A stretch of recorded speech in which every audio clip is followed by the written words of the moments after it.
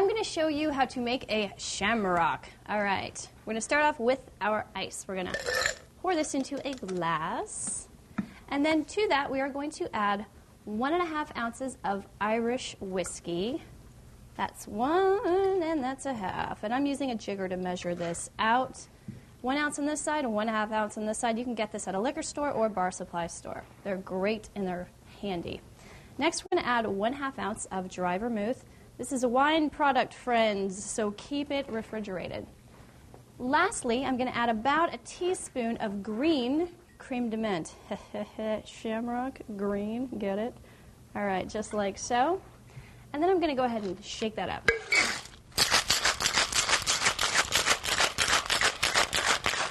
All righty. Now I'm going to strain this into a cocktail glass.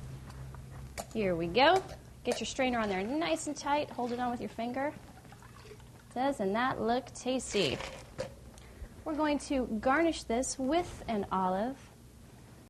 Voila, a shamrock. Cheers.